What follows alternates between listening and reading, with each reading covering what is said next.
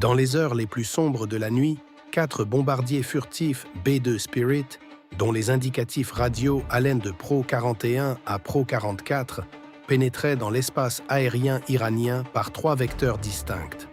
Leur mission ? Détruire les sites de stockage de missiles balistiques iraniens enfouis dans des cavernes souterraines profondes disséminées à travers le pays. Les Iraniens croyaient leurs missiles en sécurité. Ils étaient loin de se douter de ce qui les attendait. Pro 41 et Pro 44 se trouvaient à environ 90 miles au sud-est de la base missile de Tabriz Nord, et leur commandant de mission était en plein cœur du largage.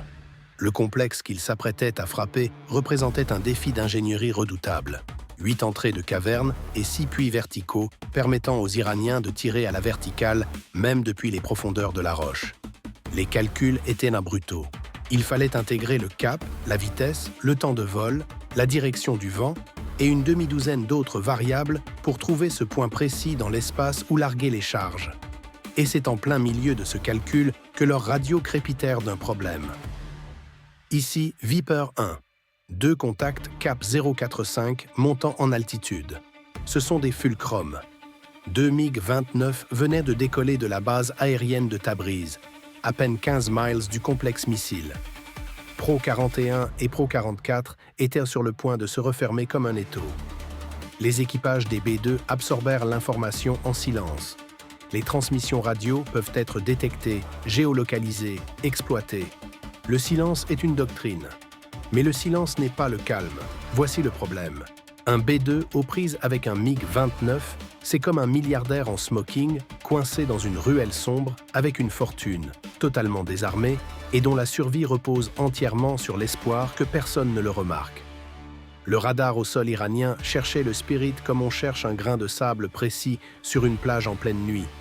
Mais le MiG-29 est équipé d'un capteur infrarouge de recherche et de poursuite appelé IRST. Et celui-là se fiche éperdument des signatures radar. Il cherche de la chaleur. Et 4 réacteurs General Electric F-118, propulsant un appareil de 150 tonnes à travers l'air raréfié, ne sont pas précisément froids. Si ces MiG parvenaient à moins de 30 miles, ils pourraient capter la signature thermique. Le mot « pourrait » n'est pas un terme que les pilotes de B-2 apprécient. C'est pourquoi ils avaient amené des amis. Les 2 F-22, aux indicatifs Viper 1 et Viper 2, poussèrent leurs réacteurs à pleine puissance militaire et se dirigèrent vers les contacts. Le radar APG-77 de Viper 1 verrouilla les 2 MiG à 60 miles. À cette distance, les Iraniens ne voyaient rien sur leur radar Zaslon, livré spécialement par la Russie quelques mois plus tôt précisément à cette fin. À bord de Pro 41 et Pro 44, les commandants de mission regardèrent l'escorte se détacher sur l'écran tactique. 2 triangles tirant vers le nord-est. 2 triangles rouges grimpant vers le sud-est. Une géométrie qu'ils ne pouvaient pas maîtriser. Ce qu'ils pouvaient maîtriser, c'était la course au bombardement. Et en ce moment, la trajectoire indiquait 70 miles jusqu'au point de largage. 12 minutes. Il leur fallait que ces MiG soient neutralisés avant d'y arriver. Car l'ouverture des soutes multiplie par un facteur de 100 la signature radar du B-2. À 12 miles de distance, n'importe quel radar iranien, aéroporté ou au sol, qui se trouverait à regarder dans la bonne direction, recevrait un cadeau inattendu. Les commandants de mission continuèrent de travailler. Coordonnées d'ouverture confirmées. Séquence d'entrée de tunnels verrouillés. Ils ne pouvaient pas se permettre de lever les yeux. À l'extérieur, les F-22 refermaient la géométrie. À 50 miles, Viper 1 s'activa délibérément. Il voulait que les MiG sachent que quelqu'un était là. Les récepteurs d'alerte radar s'illuminèrent dans les 2 cockpits iraniens. 2 accrochages distincts. Le MiG de tête fit le bon choix. Virage serré à gauche et descente, s'étirant vers la ligne de crête où les échos de relief brouillaient la détection. Son ailier suivit. Il ne fuyait pas. Il manœuvrait, exploitant les vallées au nord-ouest de Tabriz pour rompre l'accrochage, repositionner et revenir sonder le corridor. C'était le scénario que personne ne voulait. Des MiG en fuite sont un problème facile. On les laisse partir. Des MiG qui se battent en ciel ouvert sont un problème facile. On les abat. Mais des MiG qui se cachent dans l'écho du relief et sondent le corridor toutes les quelques minutes, Ça, c'est un jeu du chat et de la souris qui consume du temps. Du temps que Pro 41 n'avait pas. Viper 1, contact perdu. Masque de terrain, cap dernier 3-0. 9 minutes jusqu'au largage. Les commandants de mission travaillaient en silence sur la liste de contrôle pendant que 2 points rouges clignotaient en et hors du fouillis radar sur l'écran tactique. Viper 2 repéra l'ailier le premier. Une brève lueur infrarouge alors que les réacteurs du MiG se rallumaient en sortie de virage à environ 15 miles, cap 2-5, en montée. Il tentait une nouvelle percée vers le corridor. Viper 2, contact. Un seul fulcrum, nord-est, montant en altitude. Engagé. Le pilote du Raptor s'inclina et tira. L'AMRAAM quitta le rail en accélérant vers Mach 4, le chercheur verrouillé. À 15 miles, ça aurait dû être une formalité, mais le pilote du MiG vit l'avertissement de tir et fit la seule chose qui pouvait le sauver. Il s'inversa et plongea droit dans un canyon. Les parois de la vallée l'engloutirent. Le chercheur de l'AMRAAM perdit le retour dans le fouillis de sol et un missile coûtant plus cher que la maison de bien des gens alla s'écraser contre une montagne plutôt que contre un MiG. Il ne surpassait pas les Raptors en pilotage. Il surpassait la géométrie en utilisant un terrain qu'il connaissait depuis des années pour refuser des tirs propres. Chaque fois qu'un MiG pointait au-dessus de la ligne de crête, les F-22 n'avaient que quelques secondes avant qu'ils disparaissent à nouveau. Pas assez de temps pour qu'un missile comble la distance avant que la cible replonge derrière le granit. C'était la partie de taupe la plus mortelle jamais jouée, sauf que les taupes filaient à Mach 1,5 et que le marteau coûtait $1 million le swing. 6 minutes jusqu'au largage. Pro 41 et Pro 44 tenaient le cap. Les pilotes n'avaient pas touché aux commandes depuis 4 minutes. Le pilote automatique maintenait cap et altitude avec une précision inhumaine pendant que l'équipage gérait tout le reste. Les commandants de mission suivaient 3 conversations à la fois. La liste de contrôle des bombes, les F-22 chassant dans les montagnes et l'AWACS pistant le second MiG quelque part dans les vallées en dessous. Viper 1 localisa le MiG de tête. Il avait fait un grand arc vers le sud et revenait vers Tabriz à basse altitude. Cap indéterminé, peut-être qu'il rentrait à la base, peut-être qu'il pivotait pour une autre tentative sur le corridor. Dans un cas comme dans l'autre, il était sous la ligne de crête et Viper 1 ne pouvait pas le tenir assez longtemps pour tirer. 4 minutes. Le commandant de mission annonça la séquence finale. Les soutes s'ouvriraient dans 90 secondes.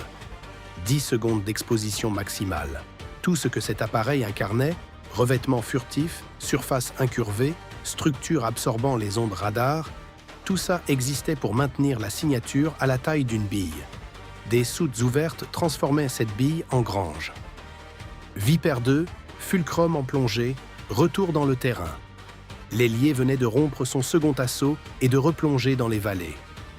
Viper 2 suivit la lueur infrarouge s'effacer derrière une ligne de crête. Il était toujours là. Tout comme le MiG de tête. 2 MiG jouant à cache-cache dans des montagnes qu'ils connaissaient mieux que personne. Trop rapide pour être ignoré.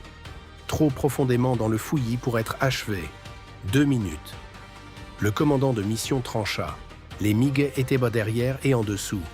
La géométrie actuelle les plaçait à plus de 30 miles. Une détection IRST à cette distance, au travers du relief, contre un B2 à 42 000 pieds, improbable. Pas impossible, improbable. Ce mot que les équipages de B2 détestent.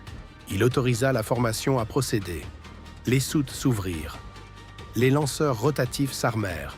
L'acquisition GPS fut confirmée sur toutes les armes. Quelque part dans les montagnes en dessous, 2 pilotes de MiG-29 cherchaient encore une cible qu'ils ne pouvaient pas voir. Ils ne la trouveraient jamais. Mais pendant 10 secondes, si l'un d'eux avait eu la malchance de pointer au-dessus d'une ligne de crête avec son IRST braqué sur le bon coin de ciel, les B2 étaient exposés. Les GBU-31 tombèrent dans la nuit iranienne. Chaque kit de guidage déployait ses 4 ailerons, s'ajustant 10 fois par seconde, guidant 2000 livres d'acier trempé vers des points d'impact individuels répartis sur un demi-mile de montagne. Les soutes se refermèrent. La bille reprit sa place. Les 3 premières bombes frappèrent l'entrée orientale du tunnel à vitesse terminale. 2000 livres de pénétrateurs contre du béton armé. L'entrée ne se fissura pas, elle se plia. La roche déferla sur le flanc de la montagne, scellant l'ouverture sous des centaines de tonnes de débris. Le schéma se répéta à travers tout le complexe, 3 bombes sur chaque entrée. Les trappes de plafond, conçues pour s'ouvrir vers le haut contre la pesanteur, s'effondrèrent vers le bas dans les baies de lancement quand les pénétrateurs les traversèrent avant de détonner à l'intérieur. Pro 41 et Pro 44 virèrent vers l'ouest. 14 heures de vol en retour. À 170 000 $ de l'heure de vol, le simple trajet du retour coûterait davantage qu'une éducation universitaire complète. Derrière les appareils, la montagne continuait de se tasser. Et quelque part dans les vallées en dessous de Tabriz, 2 pilotes de MiG-29 tournaient en cercle au-dessus d'une cible qui n'existait plus. À 600 miles au sud, Pro 42 venait d'entrer dans une situation que la furtivité seule ne pouvait pas résoudre. Pro 42 était à 8 minutes du point de largage quand 2 problèmes surgirent simultanément. Le premier cherchait à détruire l'équipage, le second cherchait à l'aider. Après qu'Israël eut démantelé les batteries de missiles solaires S-300 fournies par la Russie à l'Iran, les ingénieurs iraniens avaient déconçu un remplacement domestique sous sanction. Un radar à réseau phasé mobile avec une portée d'engagement d'environ 150 km. L'armée de l'air israélienne le désignerait plus tard sous l'appellation SA-65. Pas aussi performant que le S-300, mais suffisamment capable pour gâcher la nuit d'un B-2. Cette batterie se cachait dans les montagnes au sud d'Ispahan depuis plusieurs heures, attendant une cible valant la peine d'être exposée. Alors, son radar se verrouilla sur Pro 42. Le commandant de batterie avait décidé de tenter le coup. Le Growler dans l'escorte de Pro 42 capta l'émission instantanément. Le brouilleur de nouvelle génération ALQ-249 inonda la fréquence de poursuite avec suffisamment de puissance rayonnée pour transformer l'écran du SA-65 en bruit électronique pur. Un F-35, qui avait passivement catalogué cette source d'émission précise depuis plus d'une heure, transmit les coordonnées de grille via le réseau de liaison à un Growler en orbite à 40 miles à l'ouest. Le Growler effectua un virage et lança un missile AGM-88 ARM sous l'aile, son statoréacteur intégré l'accélérant vers Mach 4 en montée. 60 secondes. C'était le temps de vie restant à la batterie SA-65. Mais 60 secondes, c'était aussi le temps nécessaire à un missile pour atteindre sa solution de tir contre une cible à l'altitude de Pro 42. La course était lancée, ARM contre SAM, et le B2 était la ligne d'arrivée pour les deux. 7 minutes jusqu'au largage. Le commandant de mission travaillait sur 16 points d'impact répartis sur 2 complexes de cavernes au sud-ouest et au nord-ouest d'Ispahan. 3 bombes par entrée de tunnel. Le même calcul qu'à Tabriz, sans les trappes de plafond. Ça aurait dû être plus simple. Mais ça aurait dû est une notion relative dans ces circonstances. C'est à ce moment-là que la voix du contrôleur de coordination trancha dans la fréquence avec un ton qui n'avait rien à faire dans un simple appel de déconfliction. Pro 42 attendait. Conflit d'espace aérien, couloir 2.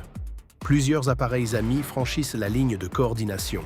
Le couloir vers Ispahan avait été chorégraphié avec une précision de métronome. Chaque appareil dans une boîte, chaque boîte séparée par altitude et géographie. Et puis 4 lanceurs érecteurs transporteurs sortirent d'une entrée de caverne à 18 miles à l'est d'Ispahan. Des variantes de Shahab 3 en route vers des sites de dispersion. Un vol israélien d'Ader repéra le convoi en infrarouge. 4 missiles qui pointeraient vers des villes israéliennes dans l'heure qui suivait. Le chef de vol israélien ne demanda pas la permission. Il brisa vers l'est, franchissant la ligne de coordination avec son ailier, les 2 jets fonçant vers le convoi avec des bombes à petit diamètre GBU-39 sur les rails.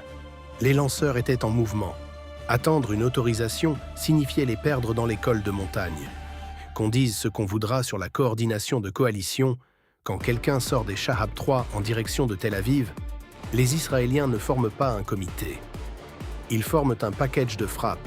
À présent, le commandant de mission à bord de Pro 42 gérait une course de bombardement pendant que 2 crises distinctes se déroulaient à l'extérieur de l'appareil. Au sud, le missile AGM-88 était à 40 secondes de l'impact, mais le SA-65 continuait de pister. Ces opérateurs n'avaient pas coupé le radar. Soit ils ignoraient que le ARM arrivait, soit ils avaient décidé que la chance de toucher un B2 valait bien de risquer d'y laisser la vie.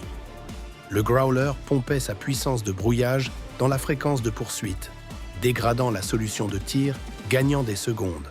Mais brouiller dégrade, ça ne garantit pas. Si le SA-65 obtenait un accrochage suffisamment propre pour tirer avant l'arrivée du HARM, un missile solaire serait dans les airs avec le nom de Pro-42 dessus. À l'est, 2 chasseurs furtifs israéliens se trouvèrent désormais dans le couloir de Pro-42, convergeant sur le même bloc d'espace aérien depuis le bas. Des appareils incapables de se voir mutuellement sur radar, parce que c'est précisément leur raison d'être.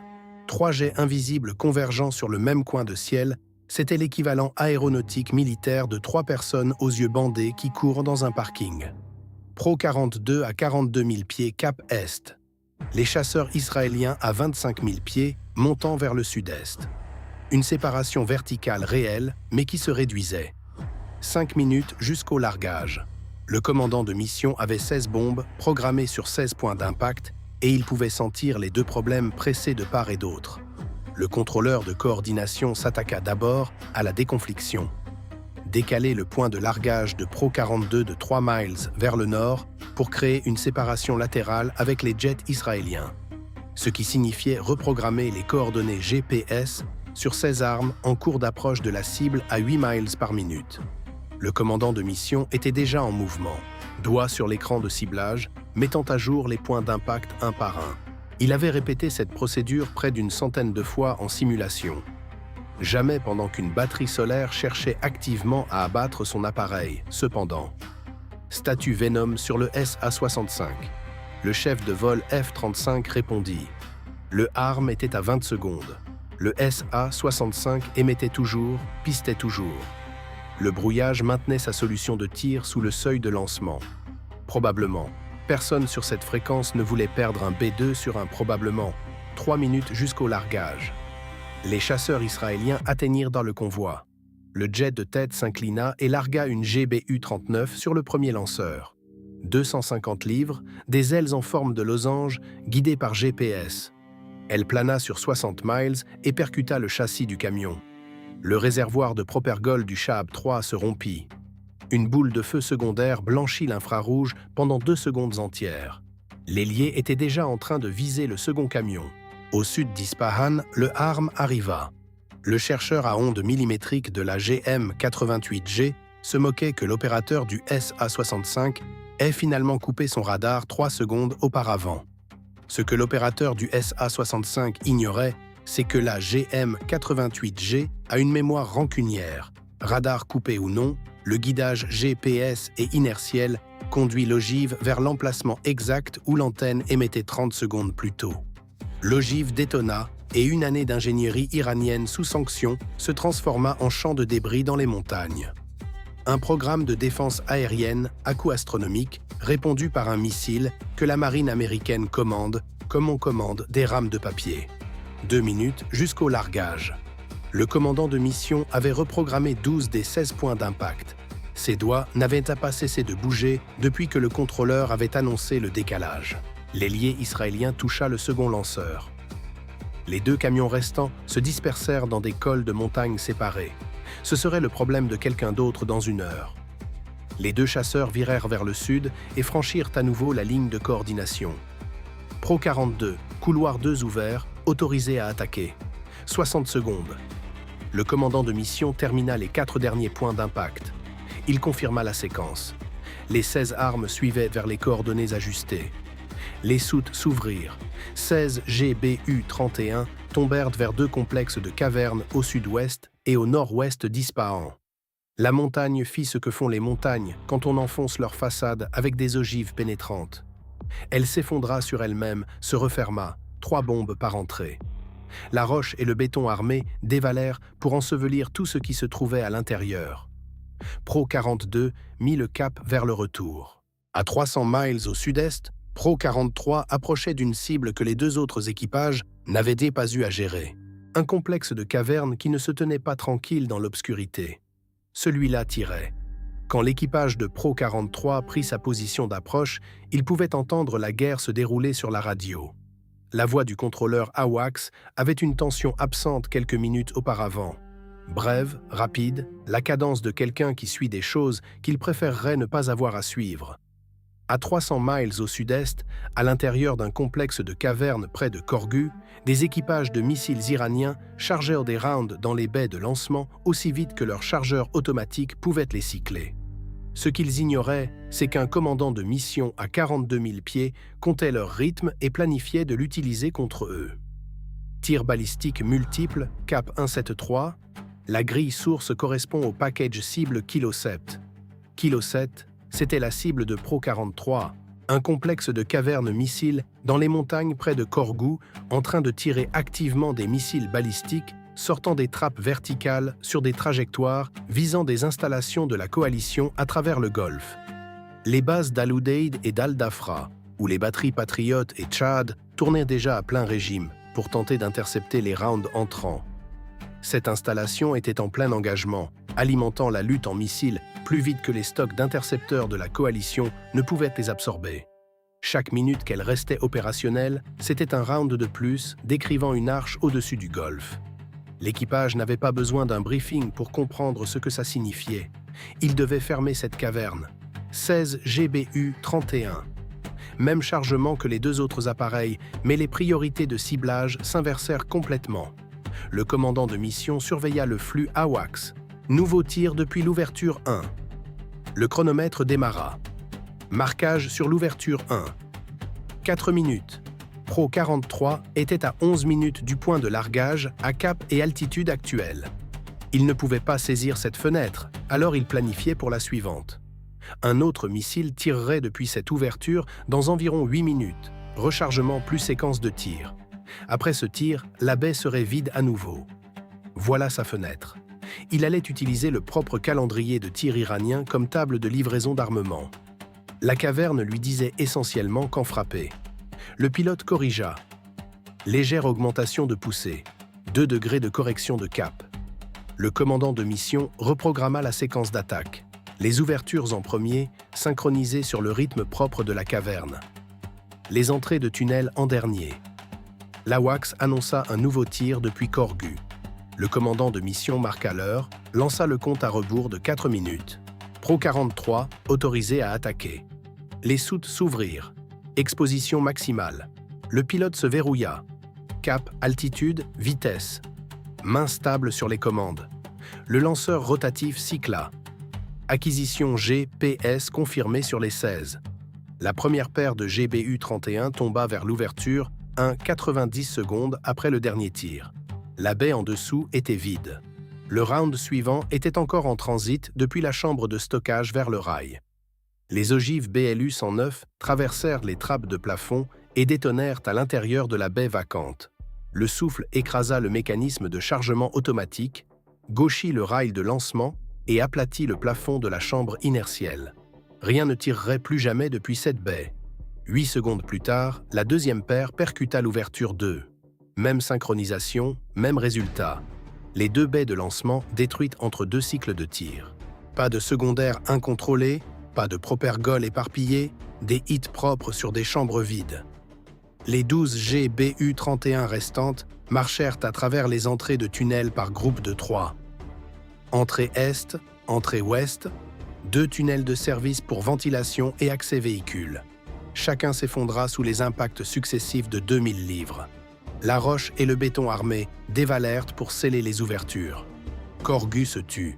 Le contrôleur AWACS, qui avait annoncé des tirs depuis 1 heure, marqua une pause, attendit, scruta.